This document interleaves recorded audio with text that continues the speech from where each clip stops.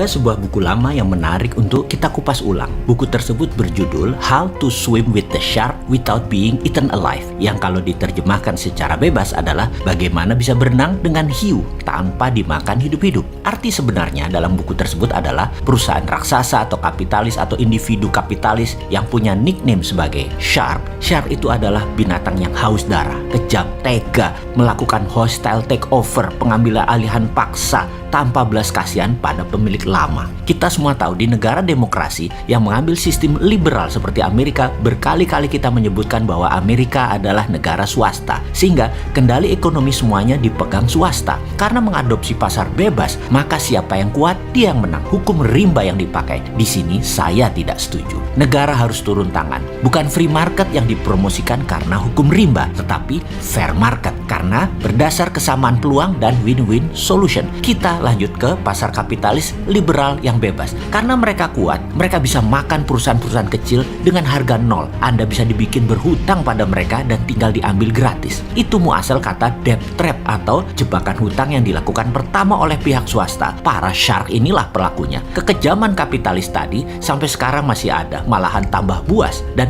itulah business as usual dari para shark tersebut. Mereka berbungkus venture capital, berbungkus giant multinational company, private investor, hedge fund, dan banyak lagi nama mereka biar mereka terlihat baik, seksi, dan mitra terpercaya. Sebelum kita lanjut tentang pelajaran how to swim with the shark without being eaten alive, sebaiknya saya minta izin untuk sedikit lompat. Nanti kita balik ke topik di awal. Shark di dunia korporasi di negara barat sudah kelihatan. Maka ada buku yang sedang saya kerjakan di mana memerlukan waktu lama karena penelitiannya panjang, mengagumkan politik, bernegara, dan ekonomi makro-mikro. Judul buku ini sudah saya sebutkan berkali-kali. Buku ini adalah buku ketiga trilogi serial geopolitik dan geoekonomi yang nanti akan berjudul Redraw Maps. Dengan tagline kecil di bawahnya adalah Mari Bung Rebut Kembali. Dan ada second tagline, yaitu bagaimana berenang dengan Amerika dan Tiongkok tanpa Indonesia dimakan hidup-hidup. Agak nyeleneh judulnya, karena saya menganggap Indonesia saat ini sudah dimakan hidup-hidup oleh keduanya selama 7 presiden.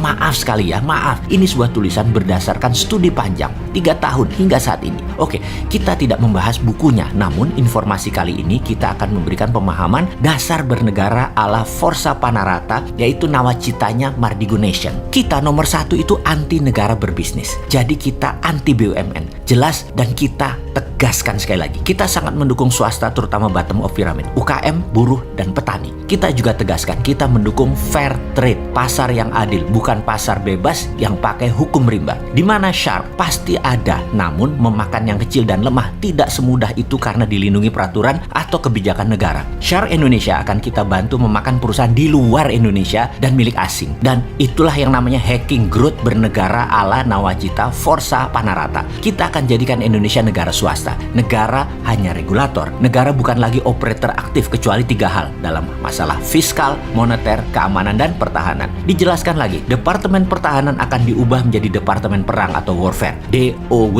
atau Department of War. Salah satu agenda DOW adalah membantu perusahaan swasta ekspansi ke luar negeri seperti VOC dibantu militer Belanda. Hanya militer kita bukan hard skill, keterampilannya lebih soft skill. Persis seperti China Military Strategy. Ini yang disebut New Economic Warfare Strategy. Dengan New Economic Warfare Strategy China tadi, bahkan negara lain diinvasi saja, rakyat setempat plus pejabatnya serasa sedang dibantu, diperkaya, padahal harta mereka sedang dikeduk. Itulah military soft power yang saat ini diberlakukan oleh China.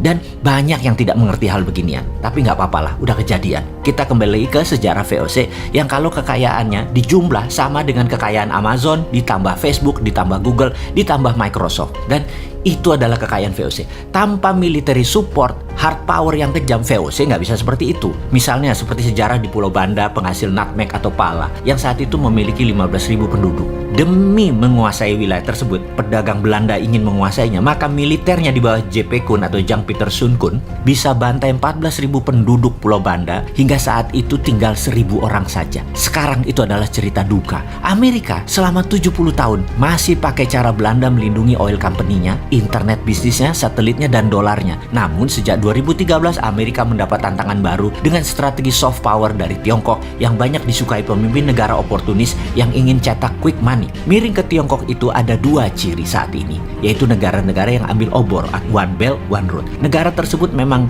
ambil Tiongkok sebagai bohir dan sponsor kekuasaan, atau negara tersebut lemah foreign policy-nya sehingga keduanya adalah termakan soft power military strategi menggunakan economic approach. Sahabat, mulai kebayangkan gambaran ke depan apa yang harus kita benahi dari cara kita bernegara. Kita harus menyempurnakan, kita harus pinteri pengusaha, politikus, dan penguasa saat ini. Setuju kan?